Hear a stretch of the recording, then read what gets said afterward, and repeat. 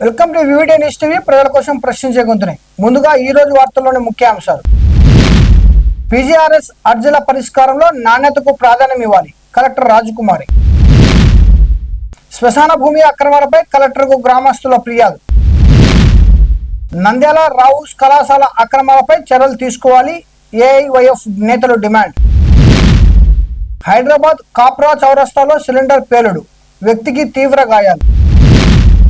తిరుమల శ్రీవారి సేవలో కేంద్ర మంత్రి రామ్మోహన్ నాయుడు. తాజ్ మహల్ ను సందర్శించిన అమెరికా విదేశాంగ మంత్రి మార్కో రూబియో. గోదావరి పుష్కరాలకు భారీ ఏర్పాట్లు, జల కాలుష్య నియంత్రణపై పవన్ కళ్యాణ్ ప్రత్యేక దృష్టి. ప్రపంచ టెక్నాలజీ రంగంలో ఏపీ యువతను అగ్రస్థానంలో నిలబెడతాం, సీఎం చంద్రబాబు. నువ్వెంత నీ బతికెంత, బీటెక్ రవిపై అవినాష్ రెడ్డి తీవ్ర వ్యాఖ్యలు. తండ్రి హత్యకు ప్రతీకారం, బీఆర్ఎస్ నేత మధు హత్య కేసులో 5గురి అరెస్ట్. నంద్యాల అరుంధతి నగర్ ను చీల్చొద్దు, వార్డు విభజనపై కలెక్టర్కు ఫిర్యాదు. ప్రజల నుంచి వచ్చే అర్జీలను నిర్ణీత గడువులోగా నాణ్యతతో పరిష్కరించాలని నంద్యాల జిల్లా కలెక్టర్ రాజకుమారి గనియా అధికారులను ఆదేశించారు. జిల్లాలో రీఓపెనింగ్ అర్జీల శాతాన్ని 9.26 నుంచి 5% తగ్గించేలా చర్యలు తీసుకోవాలని సూచించారు. పీజీఆర్ఎస్ కార్యక్రమంలో మొత్తం 309 దరఖాస్తులు స్వీకరించినట్లు తెలిపారు. పెండింగ్ అర్జీలను త్వరితగతిన పరిష్కరించాలని అధికారులకు ఆదేశాలు జారీ చేశారు.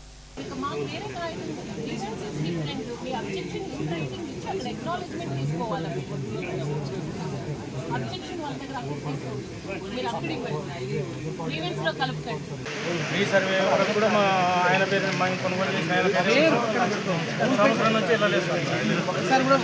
సంవత్సరం నుంచి వెళ్తే కూడా పోనీ కూడా లేదు.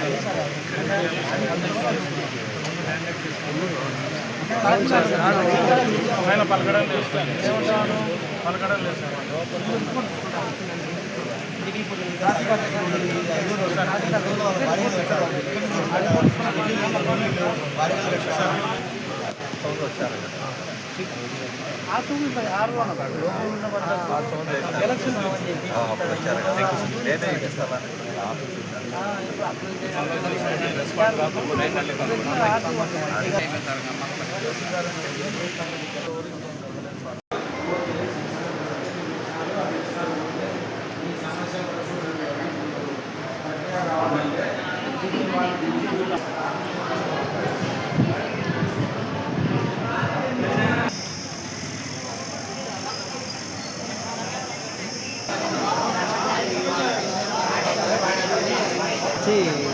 పరిష్కారం చేయడం వాడు నేనే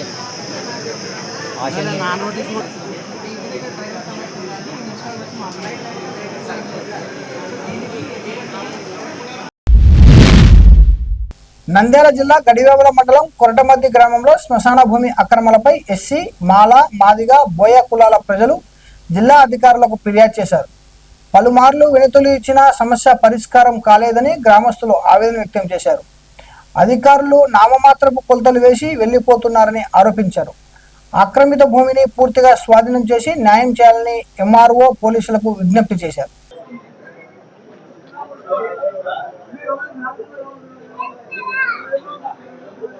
నమస్కారం. మాది గడివేముల మండలం కోటమది గ్రామము. మాది శ్మశానం గురించి సమస్య. 3 కులాలు సార్, ఎస్సీ, మాల, మాదిగ, బోయ. ఈ 3 కులాల్లో 3 ఎకరాల 18 80 సెంట్లు 62 సెంట్లు ఆక్రమించుకున్నారు. మేము దీనికి గత 60 ఏళ్ళ నుంచి మేము కష్టపడుతూనే ఉన్నాం. కానీ కలెక్టర్ గారికి, ఎమ్మెల్యే గారికి అర్జీ రాసుకున్నాము. ఎంఆర్ఓ కాడి పోతల కల్లా అది ఆగిపోతుంది. మళ్ళీ మాకు మండల సర్వేరు కోటమద్ది గ్రామం, అది ఎంఆర్ఓ గారు సర్వేర్ గారు కూడా ఇచ్చారు మాకు. తర్వాత మళ్ళీ అతను కూడా వచ్చి మళ్ళీ పొలం వేసుకుంటున్నాడు, పంట వేసుకుంటున్నాడు. దానికి కొంచెం మాకు న్యాయం చేయాలని మేము కోరుతున్నాం సార్. శ్మశానంలో ఆక్రమించుకునేది మాల పెస్సుల తిరుపల్లమ్మ గారు పేరు మీద 62 సెంట్లు వాళ్ళు డిపట్టా పుట్టించుకున్నారు. అది మాకు ఎస్ఆర్హెచ్లో కానీ ఆర్వార్లో కానీ 3 ఎకరాల 80 సెంట్లు ఉన్నది. ఇది ఎంఆర్ఓ గారి దగ్గర వాళ్ళ దౌర్జన్యంగా రాపించుకొని వాళ్ళు సాగు చేసుకుంటున్నారు. దానికోసం మాకు న్యాయం జరగాలని మేము కోరుతున్నాం.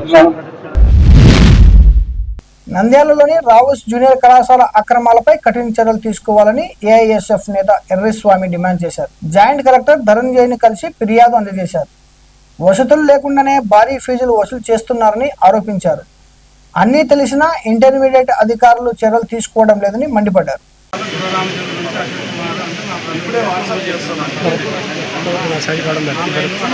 ఈరోజు నంద్యాల పట్టణంలో ఉన్నటువంటి రావత్ జూనియర్ కాలేజీను సీజ్ చేయాలని చెప్పి మేము ఏఎస్ఎఫ్ గా డిమాండ్ చేస్తున్నాం.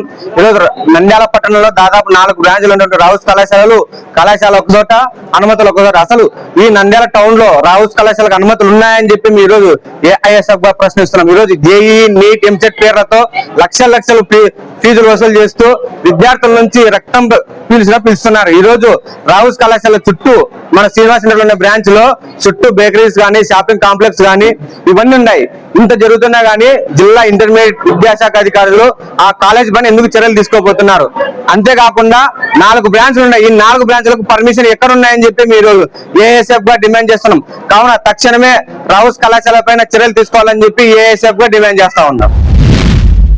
హైదరాబాద్ కాప్రా చౌరస్తాలో సోమవారం తెల్లవారుజామున ఓ ఫాస్ట్ ఫుడ్ సెంటర్ లో గ్యాస్ సిలిండర్ పేలింది. అదే సమయంలో రోడ్డుపై వెళ్తున్న వ్యక్తిపై పేలుడు శకలాలు పడడంతో తీవ్ర గాయాలయ్యాయి. స్థానికులు వెంటనే బాధితుడిని ఆసుపత్రికి తరలించారు. గ్యాస్ లీకేజీ కారణంగానే ప్రమాదం జరిగి ఉండవచ్చని భావిస్తున్న పోలీసులు కేసు నమోదు చేసి దర్యాప్తు చేస్తున్నారు.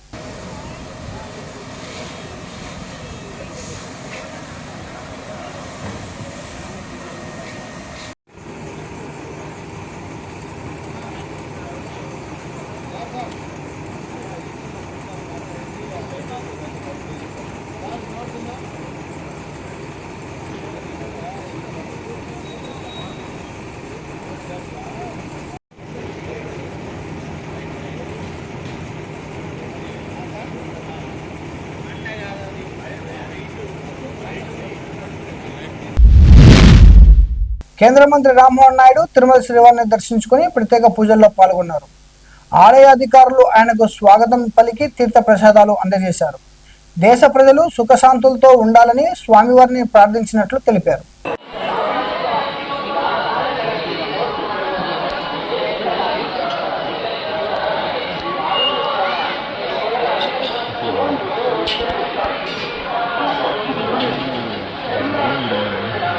Okay sir.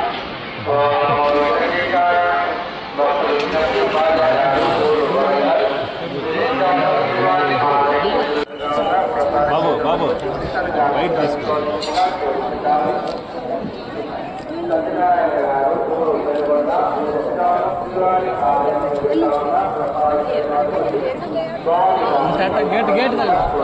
గేట్ తగులుతుంది.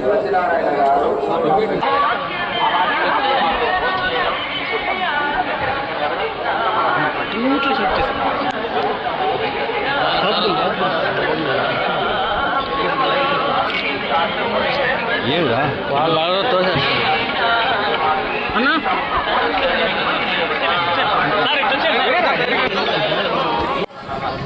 పోలుంది.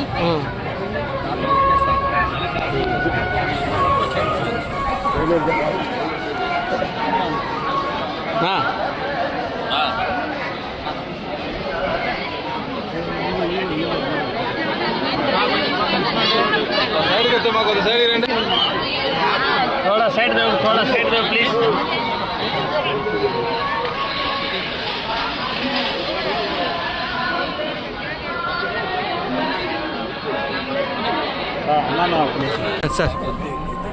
सर 1 मिनट इधर देख సార్.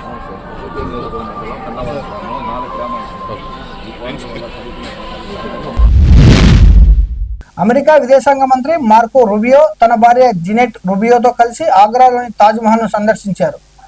భారతదేశంలో 4 రోజుల పర్యటనలో భాగంగా ఆగ్రా చేరుకున్న ఆయన ఈ మొఘల్ యుగపు కట్టడాన్ని ప్రపంచ ప్రేమ సంపాదనలో ఒకటిగా అభివర్ణించారు. భారతదేశంలో అమెరికా రాయబారి సెగ్యో బోర్తో కలిసి వచ్చిన రూబియో ఈ ప్రపంచ వారసత్వ ప్రదేశం వద్ద సుమారు గంట సేపు గడిపి సందర్శకుల పుస్తకంలో తన అనుభూతిని రాశారు.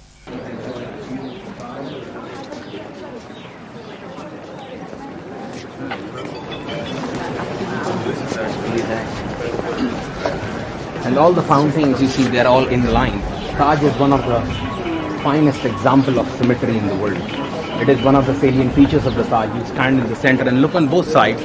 Everything looks in perfect symmetry. The towers on the corners are slightly leaning outwards, slightly tilted, and it is because if any natural calamity occurs, like earthquake takes place, Godavari పుష్కరాల ఏర్పాట్లో భాగంగా ఉప ముఖ్యమంత్రి పవన్ కళ్యాణ్ జల కాలుష్య ప్రాంతాలను పరిశీలించారు. భక్తులకు స్వచ్ఛమైన సురక్షిత వాతావరణం కల్పించేందుకు ప్రభుత్వం ప్రత్యేక చర్యలు చేపడుతుందన్నారు. పారిశుభ్యం, ఘాట్ల నిర్వహణ, జల కాలుష్య నియంత్రణపై అధికారులకు కీలక సూచనలు చేశారు.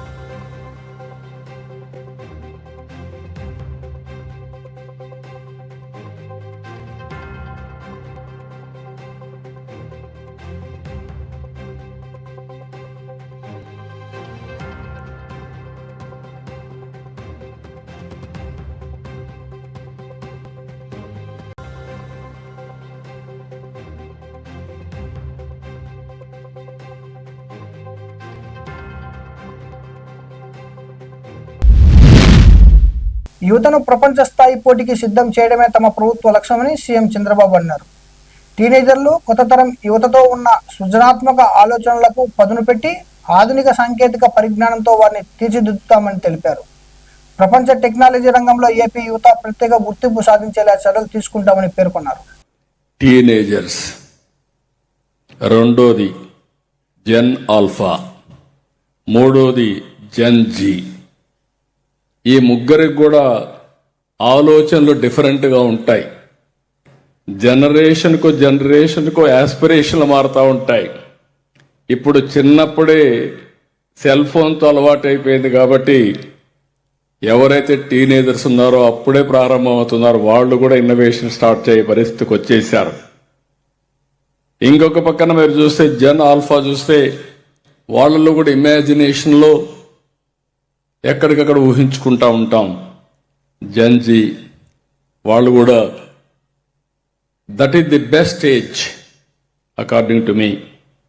వాళ్ళందరికీ నేను ఒకే విషయం చెప్తున్నా, మీకు ఏ స్కిల్ కావాలో చెప్పండి, మీకు ఏ రంగంలో ఆసక్తి ఉందో చెప్పండి, మీ ఆశయాలేంటో చెప్పండి, మీరు ఏ విధంగా చదువుకుంటారో కూడా చెప్పండి. ఈ ప్రభుత్వం పూర్తిగా మీకు అండగా ఉంటుంది. మీ శక్తి సామర్థ్యాలను ఉపయోగించుకుంటాం. టీడీపీ నేత బీటెక్ రవిపై వైసీపీ ఎంపీ అవినాష్ రెడ్డి తీవ్ర స్థాయిలో మండిపడ్డారు. ఎమ్మెల్సీ పదవికి 12 కోట్ల బేరం పెట్టి వైసీపీ కండువా కప్పుకుంటానని విజయసాయి రెడ్డి ఇంటికి వచ్చింది నువ్వే కదా అంటూ ప్రశ్నించారు. ప్రజలు ఇచ్చిన పదవిని అమ్ముకునే దౌర్భాగ్యమైన బ్రతుకు అంటూ ఘాటు వ్యాఖ్యలు చేశారు. జగన్పై నోటికొచ్చినట్లు మాట్లాడొద్దని, నోరు అదుపులో పెట్టుకోవాలని బీటెక్ రవికి అవినాష్ రెడ్డి హెచ్చరించారు.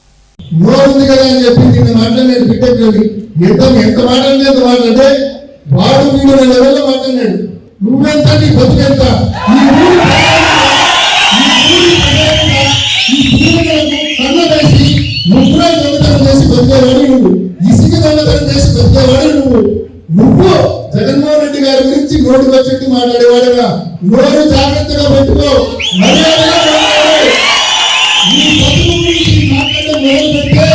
నేను అధికారంలో ఉన్నప్పుడు నువ్వు ఎమ్మెల్సీగా ఉన్నావు. అప్పటికే నువ్వు ఎమ్మెల్సీగా ఉండి ఢిల్లీకి వచ్చినావు, విజయసాయి రెడ్డి గారి ఇంటికి వచ్చినావు. ఏమని ఎందుకు వచ్చినావు నువ్వు చెప్పాలి అందరికీ. ఆయన వచ్చింది ఎందుకంటే ఆయన ఎమ్మెల్సీ పదవిని నేను అమ్ముకోవడానికి సిద్ధంగా ఉందా, నాకు 12 కోట్ల రూపాయలు ఎవరైనా ఇవ్వండి, నాకు ఎమ్మెల్సీ పదవిని అమ్ముకుంటాను అని చెప్పి ఢిల్లీకి వచ్చినాడు. జగన్మోహన్ రెడ్డి గారు అట్లాంటి పనులైంది వాళ్ళంతా మనం తీసుకోమని చెప్పి జగన్మోహన్ రెడ్డి గారు తిరస్కరించారు. అతను 12 కోట్లు పెట్టి ఎమ్మెల్సీ పదవి నేను రిజైన్ చేసుకొని మీరు ఆలోచించుకొని మీరు కావాల్సిన ఇచ్చుకొని నేను అమ్మేసుకుంటాను ఆ పదవి. అదేవిధంగా ఆ తర్వాత మీరు జాయిన్ చేసుకుంటే వైసీపీలో చేరుతా, మీరు జాయిన్ చేసుకోకపోతే నేను రమేష్ను పట్టుకొని నేను బీజేపీలోకి వెళ్ళిపోతా అని ఆయన చెప్పిన మాటలు సాయిరెడ్డి గారి దగ్గర చెప్పినాడు. జగన్మోహన్ రెడ్డి గారు మరో చెప్పినాడు. ఇదేదో బతుకు పదవిని అమ్ముకునే దౌర్భాగ్యమైన బతకాలి. ఈ రోజు అతను వచ్చి మళ్ళీ పెద్ద పెద్ద మాటలు మాట్లాడుతూ ఉన్నాడు. నీచమైన బతుకునేది నువ్వు కన్నా మళ్ళా నిన్ను నీ పార్టీ మళ్ళీ నీకు ఏదైనా కట్టబెట్టా కూడా మళ్ళీ వైసీపీ అధికారంలోకి వచ్చినాక నీ బతుకిదే మళ్ళీ పదవి అమ్ముకుంటానని చెప్తావు. ఈరోజు ఎమ్మెల్సీతో సుమారుగా 20 మందితో రాజీనామా చేయించారు మన పార్టీకి సంబంధించిన ఎమ్మెల్సీ. కానీ వాళ్ళ చైర్మన్ మంచోడు అయ్యి వాళ్ళ రాజీనామాలు యాక్సెప్ట్ చేయాలి.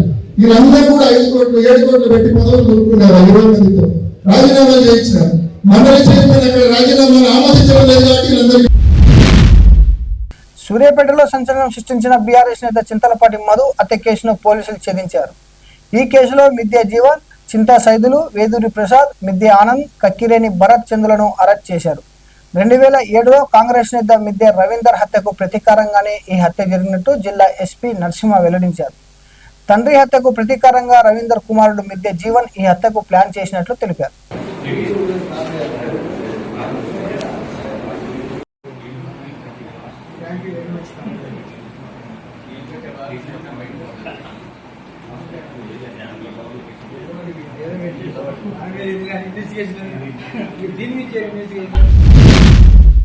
నంద్యాలలో అరుంధతి నగర్ వార్డును చీల్చవద్దని స్థానికులు డిమాండ్ చేశారు. పివి నగర్ ను తెలుగుపేటలో కలపకుండా అరుంధతి నగర్ లోనే కొనసాగించాలని కోరుతూ కలెక్టర్కు వినతిపత్రం అందజేశారు. తమ కుటుంబ సామాజిక బంధాలు అరుంధతి నగర్ తోనే ఉన్నాయని స్థానికులు తెలిపారు.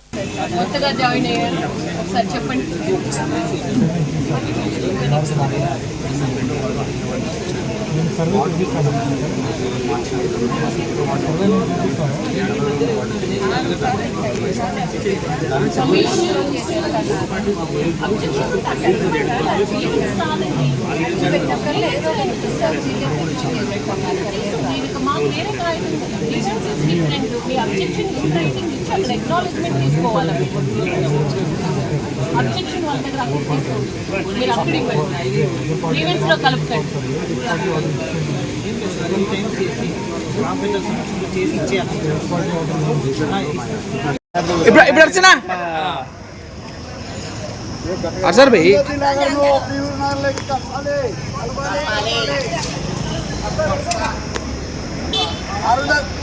అవార్డు మాకు కావాలి, అవార్డు మాకు కావాలి. అరుంధతి నగర్ లోకి పివి నగర్ కలపాలి, అరుంధతి నువ్వు పివి నగర్ లోకి కలపాలి, పివి నగర్ ను అరుంధతి నగర్ లోకి కలపాలి, పివి నగర్ ను అరుంధతి నగర్ లో కలపాలి. మా ఎస్సీ వార్డులు మాకే ఉండాలి, ఎస్సీ ఓట్లు మాకే ఉండాలి. పివి నగర్ ను అరుంధతి నగర్ వార్డులోకి కలపాలి. మా ఎస్సీ వార్డు మాకు కావాలి. అందరికీ నమస్తే. మేము పివి నగర్లో గత 30 సంవత్సరాల నుండి ఉన్నాము. ఏ రోజు మాకు బూతులు వేరు అవి వేరు అని ఎప్పుడు చెప్పలేదు. మా 1వ వార్డును విడదీసి అర్జనవాడ వేరు, పివి నగర్ వేరు అని చెప్తున్నారు. మాకు దయచేసి అలాంటి వద్దు. మా పిల్లల భవిష్యత్తు ఫ్యూచరు భంగం అవుతుంది. ఏది చేసుకోవాలన్నా ఆన్లైన్ చేసుకోవాలన్నా ఏం చేసుకోవాలన్నా మాకు సచివాలయం విడిపోతుంది. దయచేసి మా పివి నగర్ని అర్జనవాడను ఒకటిగా ఉంచమని కలెక్టర్ మేడాన్ని కమిషనర్ సార్ను కోరుతున్నాము. అందరికీ నమస్కారం. దాదాపుగా పివి నగర్ ఏర్పడినప్పటి నుంచి అంటే 30 సంవత్సరాల కిందటి నుంచి మా అరుంధతి నగర్లో నుంచే ఈ పివి నగర్ అనేది ఏర్పడింది. పూర్వం మాకు సరైన ఇల్లు ఉండేవి కాదు. చాలా బీద కుటుంబం నుంచి వచ్చిన వాళ్ళం మేము. ఆ టైంలో మాకు కొట్టాలు గాలి ఈ వరదలు వచ్చి ఎక్కడంటే అక్కడ గవర్నమెంట్ స్కూళ్ళలో గవర్నమెంట్ సంస్థలలో పోయి పడుకోవడం తిరగడం చేస్తుంటే ఆ టైంలో మాకు పివి నరసింహారావు ప్రధానమంత్రి అయిన టైంలో మాకు మా అరుంధతి నగర్ ఎస్సీ వాళ్ళకి అందరికీ సంబంధించి పివి నగర్ అనేది కట్టించి ఇచ్చారు. అప్పటి నుంచి దాదాపుగా మేమందరము పివి నగరు అరుంధతి నగర్ అనేది ఒక ఎస్సీ కాలనీగానే చూసినాం, కానీ ఆ కాలనీ వేరు ఈ కాలనీ వేరు అనేది ఎప్పుడు రాలేదు. కానీ ఇప్పుడు కొత్తగా ఈ విభజన కార్యక్రమం ఎందుకు పెట్టినారో మాకైతే తెలియదు. కానీ ఒకవేళ విభజన కార్యక్రమం పెట్టినా పర్వాలేదు, కానీ వార్డులను ఉన్న వార్డులను లేని వార్డులను తీసుకొచ్చి కలపేది బాగుంటుంది. కానీ ఉన్న వార్డులను విడదీసి మాకు మేమంతా కలిసి ఉన్న వాళ్ళను విడిపోయి పాలించండి అని చెప్పి చేయడం అనేది పద్ధతి కాదు, సబబు కాదు. దయచేసి చెప్తున్నాము, మేమందరం ఎస్సీలము, మేమందరం కలిసి ఉంటున్నాము, మమ్మల్ని వేరు చేయకండి. మీకు 2 చేతులెత్తి ప్రార్థిస్తున్నాము, మా ఎస్సీలను మమ్మల్ని వేరు చేయొద్దండి, మేమంతా కలిసి ఉంటున్నాము. మీరు ఒకవేళ అట్లనే విభజన కావాలనుకుంటే మాకు సంగపేట, పటాన్పేట మా వార్డుకు వర్తించదు, తెలుగుపేటకు పక్కనే ఉంది, అది దాన్ని యాడ్ చేసుకోవచ్చు. ఎక్కడో కిలోమీటర్న్నర తర్వాత ఉండే పివి నగర్ను తెలుగుపేటలో కలపడం అనేది చాలా దురదృష్టకరమైనది. కాబట్టి దయచేసి మీరు ఒకరి బలోపేతం కానీ ఒకరి స్వార్థం కోసం కానీ వార్డును విభజించి పాలించడం అనేది వద్దని కోరుకుంటున్నాము. ఇక్కడ పివి నగర్ నుంచి వచ్చిన ప్రజలందరూ ఏ పార్టీకి సంబంధించిన కాదు, మాకు మా పివి నగర్ కావాలి, మా అరుంధతి నగర్ కావాలి, మేమందరం ఎస్సీలం అనే ఒక నినాదంతో ఇక్కడికి వచ్చినాము. దయచేసి జిల్లా కలెక్టర్ గారికి, మున్సిపల్ కమిషనర్ గారికి, గౌరవనీయులైన ఎన్ఎండి ఫరూక్ గారు సార్ గారికి అందరికీ విన్నపిస్తున్నాం, మా వార్డును వేరు చేయొద్దండి, మమ్మల్ని అందరినీ కలిపి ఉండండి, మమ్మల్ని వేరు చేసి పాలించొద్దండి. మీరు మా వీలైనంత తొందరగా మా వార్డును మాకు ఇచ్చేస్తే. మరిన్ని అప్డేట్ కోసం చూస్తూనే ఉండండి వివిడి న్యూస్ టీవీ, ప్రజల కోసం ప్రశ్నించే గొంతునే.